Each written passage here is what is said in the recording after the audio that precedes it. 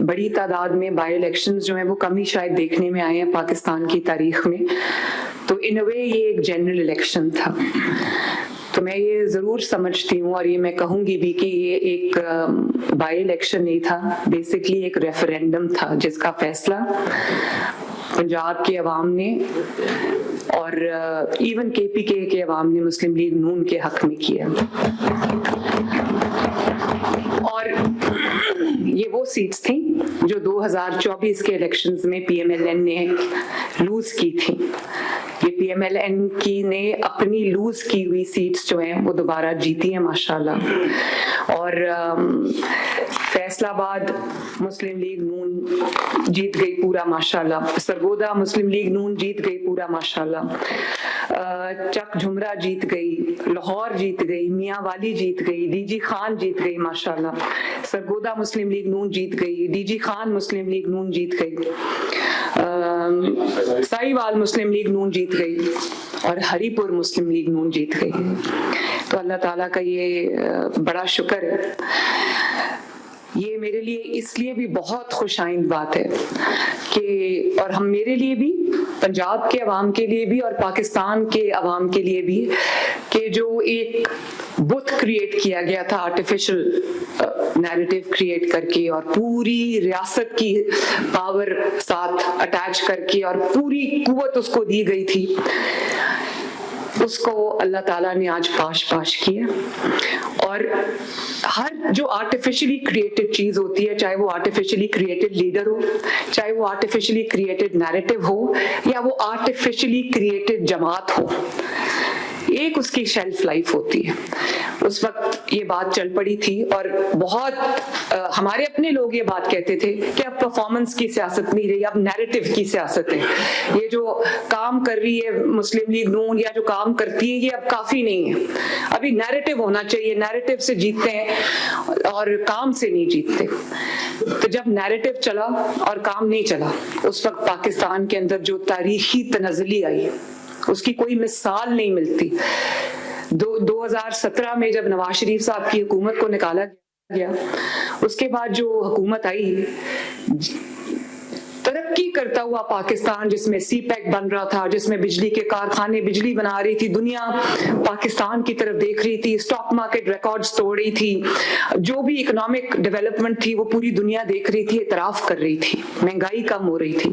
फिर उसको अचानक निकाल दिया गया और उसके बाद जो नैरेटिव की सियासत ने पाकिस्तान को दिया, और वो नैरेटिव अगर किसी सच्चाई पे बेस्ड हो, उसको नैरेटिव कहने का हक है। जो आज हम अगर नैरेटिव भी साथ, परफॉर्मेंस से बेहतर कोई नैरेटिव हो ही नहीं सकता। आज अगर ग्राउंड पे कोई काम ना हो तो मैं क्या नैरेटिव बोलूंगी? मैं झूठ एक हद तक बोल सकती हूँ, मैं किसी एक हद तक कोई कहानी घड़ सकती हूँ, लेकिन उन चीजों की शेल्फ लाइफ होती है और मुझे खुशी है इस बात की कि वो शेल्फ लाइफ पूरी हो चुकी है और वो धड़ाम से नीचे आके गिर गया, क्योंकि पीछे से जिनको इमरानदार जजेस के आसरे पे खड़े होके इलेक्शन जीतने की आदत थी, जिनको जनरल फैज हमीद इलेक्शन जिताता था, ना फैज हमीद है ना वो इमरानदार जजेस हैं। तो अल्लाह ताला ने उनकी रियलिटी पूरी दुनिया के सामने खोल के रख दी।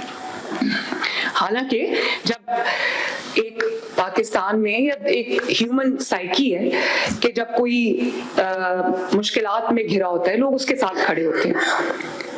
हम भी जब 2018 में नवाज शरीफ साहब जेल में थे, मैं जेल में थी, तो मैं शायद वो पाकिस्तान की पहली खातून थी जिसको इन्होंने जेल में डाला, जिसके साथ इन्होंने बहुत जुल्म किए, लेकिन हमने इलेक्शंस का बॉयकॉट नहीं किया। हमने बदतरीन हालात में भी इलेक्शन लड़े। इलेक्शन का बॉयकॉट तब होता है जब आपको ये यकीन हो कि आप इलेक्शन हार जाएंगे, और जब आप मायूसी आपको घेर चुकी हो और जब आपको ये पता हो कि आपने इलेक्शन नहीं जीतना, मेरे लिए हालात अब खराब हो चुके हैं। बात ये है कि ये इलेक्शन का बॉयकॉट भी नहीं था। जिसको ये इलेक्शन का बॉयकॉट कह रहे हैं ना, इस तरह की मुनाफिकत मैंने अपनी पूरी जिंदगी में नहीं देखी। तमाम हलकों में PTI के उम्मीदवार खड़े थे, उन्होंने PTI के तस्वीरें लगा के, उन्होंने अपने लीडर की तस्वीरें लगा के, उन्होंने कैदी नंबर 804 के ऊपर उन्होंने इलेक्शन लड़ा और पोलिंग कैंप्स लगाए, तस्वीरें लगाई, कैंपेन्स की, नाम लेके और जब हार गए तो कहा हमारा तो बॉयकॉट था। तो मैंने कभी इतनी मुनाफिकत नहीं देखी कि उसको ओपन रखा कि अगर बॉयकॉट जो है वो उसके बावजूद हम जीत गए तो हम कहेंगे बॉयकॉट के बावजूद जो है वो लोग इतनी बड़ी तादाद में निकल आए और उन्होंने वोट दे दिया, और अगर हम हार गए तो हम कहेंगे हमने तो बॉयकॉट किया हुआ था।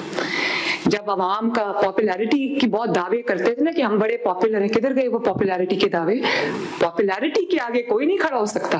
पॉपुलैरिटी जब होती है तो धांधली के बावजूद, आपको याद है 2018 में जब मैं जेल में थी, नवाज शरीफ साहब जेल में थे, इलेक्शन जीतने के लिए तब भी इनको आरटीएस बंद करना पड़ा था, 5 दिन रिजल्ट्स रोकने पड़े थे।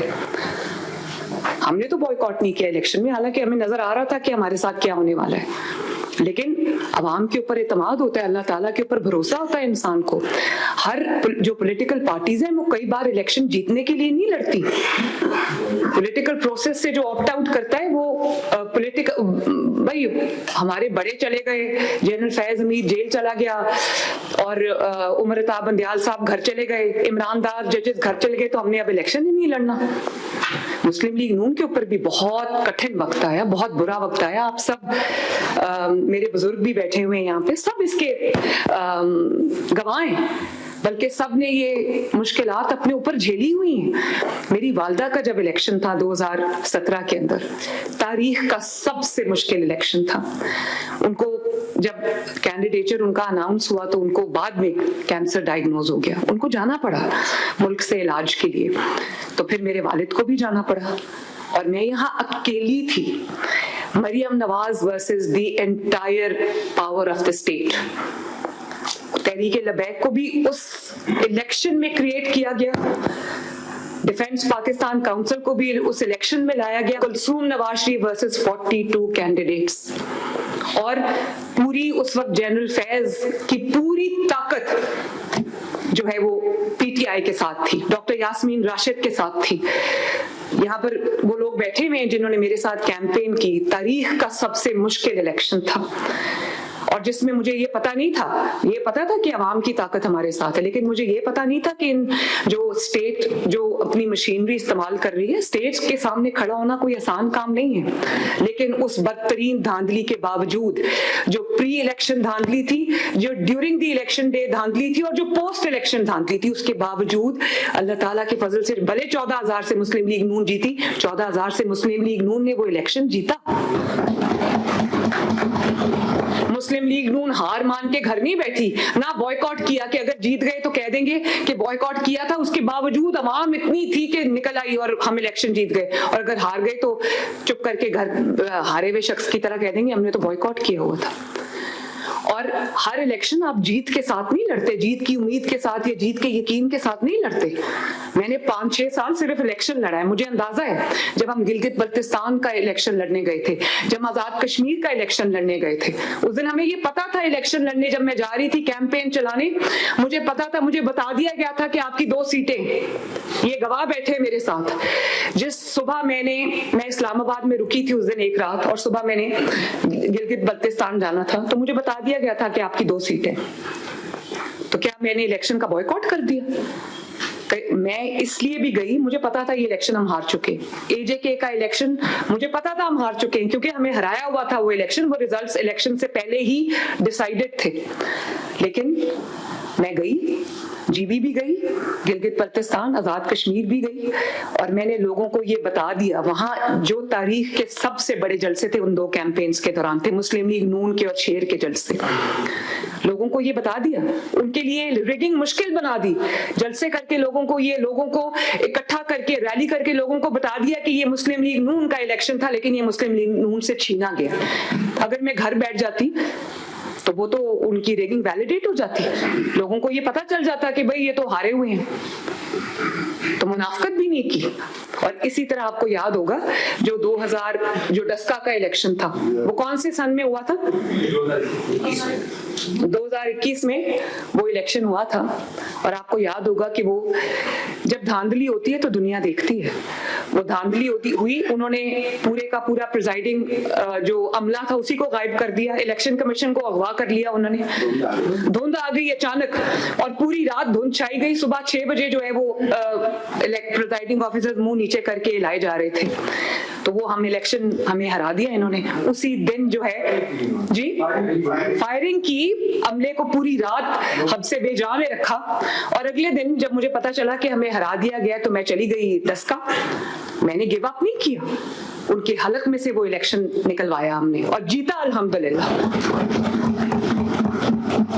और उस वक्त ये सब एक पेज पे थे, पूरी रियासत जो थी उसकी रियासत की पूरी मशीनरी मुस्लिम लीग नून के खिलाफ थी।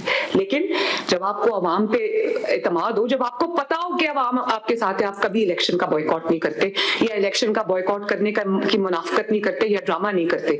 इसी तरह आपको याद होगा वजीराबाद का जो इलेक्शन था, उसमें वो पीटीआई के लोग कंधों पे वोटिंग जो पूरे थैले थे वो उठा के भाग रहे थे, उनको पीछे से जाके पकड़ा था। तो ये इलेक्शंस इस तरह लड़े जाते हैं।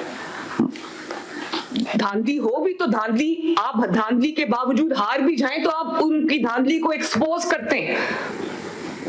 और ये क्या बात है कि पंजाब में बॉयकॉट था और खैबर पख्तूनख्वा में बॉयकॉट नहीं था? क्यों? खैबर पख्तूनख्वा में आपको यकीन था कि मशीनरी हमारी है, कि इलेक्शन कमीशन के जो अरकान हैं, जो हमारे प्रिजाइडिंग ऑफिसर्स हैं या जो हमारे पोलिंग एजेंट्स हैं वो हमारे हैं, डीसीज हमारे हैं, कमिश्नर्स हमारे हैं, पुलिस हमारी है, तो हम जीत जाएंगे। वहां बॉयकॉट नहीं किया, सिर्फ पंजाब में बॉयकॉट किया क्योंकि पता था वहां जीत जाएंगे। अल्लाह ताला ने वहां भी इबरतनाक शिकस्त से दो चार किए। उसकी वजह ये है कि लोग तंग आ चुके हैं। ये बयानियों से लोगों के पेट नहीं भरते, बयानियों से मुल्क तरक्की नहीं करता, बयानिए के पीछे कोई परफॉर्मेंस भी होनी चाहिए। मैं तो पहले दिन से, जिस दिन से मैंने ओथ उठाया, मैं लोगों को यही बात अपनी तकारीर में समझा रही हूँ कि जो बयानिए की सियासत है ना, सिर्फ बयानिए की सियासत, जो अपने आप को जिंदा रखने की सियासत है, घर से निकल के कभी काम नहीं करना, 2 बजे से पहले उठना नहीं है, काम करना आता ही नहीं है। लेकिन बयानिया है जी, बयानिया क्या है? वो झूठा है, वो चोर है, उसको गिरबान से पकड़ लो, गाली निकालो, खवातीन का मजाक उड़ाओ। और ये क्योंकि जब हम किसी को मलाइन नहीं करेंगे तब तक हमारी जगह नहीं बनेगी। ये कौन सा बयानिया होता है? अवाम एक हद तक जो है वो किसी चीज पे यकीन करते हैं, उसके बाद मैंने आपको जैसे पहले कहा कि एक शेल्फ लाइफ होती है हर चीज की, वो शेल्फ लाइफ इनकी पूरी हो चुकी है माशाल्लाह। बनने के बाद हमने बदले भी नहीं लिए, बदला लेना भी नहीं। इन सबसे बड़ा बदला ये कि आप काम करके इनको ऐसे तारीख की कूड़ेदान में फेंके कि इनको अपने आप को पहचानने की इनको मौका ना मिले। CM, your performance alone in one MPA constituency that I was looking after, there were 34,600 beneficiaries of your different programs. देखें, लोगों ने फ्रैंकली, अल्लाह ताला का शुक्र है सबसे पहले नवाज शरीफ साहब की जो लीडरशिप है, उन्होंने जो इस पाकिस्तान में काम किए, पहले जो अपनी हुकूमतों में काम किए हैं, जो अब वो काम कर रहे हैं, हुकूमत उन्हीं की है, चाहे वो शहबाज शरीफ साहब हो या मरियम नवाज शरीफ साहब हो, हुकूमत नवाज शरीफ साहब की है। और ये जो उन्होंने शहबाज शरीफ साहब के साथ जो उन्होंने अपनी सपोर्ट दी है, जो उन्होंने शहबाज शरीफ साहब को हर वक्त वो गाइडेंस प्रोवाइड करते हैं, जो मेरे साथ वो खड़े हैं, मेरे साथ वो गाइडेंस मुझे प्रोवाइड करते हैं, ये जीत मैं आज नवाज शरीफ साहब के नाम करती हूँ। ये जीत मैं पंजाब के अवाम के नाम करती हूँ, खैबर पख्तूनख्वा के अवाम के नाम करती हूँ, जिन्होंने असल और गलत और सही को पहचाना, जिन्होंने सूखा नैरेटिव जो 804 और कभी बुजुर्ग उनकी जूतियां बंद कर रहे हैं, मैं हैरान रह गई कि जिस चीज को वो इतना एडवर्टाइज करते हैं कि वो बुजुर्ग जो है उम्र में बड़ा है, वो एक वजीर आला की जूती का स्ट्रैप बंद कर रहे हैं और वो उसके अंदर they are taking pride in that, और वीडियोस को वो वायरल कर रहे हैं सोशल मीडिया के ऊपर। मैंने कभी इंसानियत की इससे बड़ी तजलील नहीं देखी कि कोई शहीद हो जाए, कोई फौत हो जाए, उसको अपने घर बुला के अफसोस करते, अपने दफ्तर में बुला के अफसोस करते। मैंने कभी इससे बड़ी इंसानियत की तजलील नहीं देखी। और खैबर पख्तूनख्वा में पिछले 14 साल से क्या हो रहा है कि बस नैरेटिव ये है कि तुम चोर हो, तुम चोर हो, तुम चोर हो, और पूरा खैबर पख्तूनख्वा जो है वो जो जिसको कहते हैं ना पत्थर के जमाने में चला गया। कोई अगर करप्शन है तो वहां करप्शन के ढेर लग गए, लोगों के घरों में बिस्तरों के नीचे से पैसे निकल रहे हैं। हर जो मंसूबा है वो बनने से पहले करप्शन की नजर हो जाता है। लोग वहां पर तरक्की के लिए डेस्परेट है। वहां पर आप उनका पेशावर, उनका दारुल खलाफा है खैबर पख्तूनख्वा का, वहां पर आप जाएं, आपको लगेगा 1901 का कोई शहर है, जहां पे सड़कें अभी भी टूटी हुई हैं, जहां पे ट्रांसपोर्ट का कोई निजाम नहीं है, जहां पे तरक्की का नामो निशान नहीं है। अगर पेशावर का ये हाल है तो बाकी इलाकों का खैबर पख्तूनख्वा में क्या हाल होगा? इसलिए लोगों ने हरिपुर में नवाज शरीफ को वोट दिया।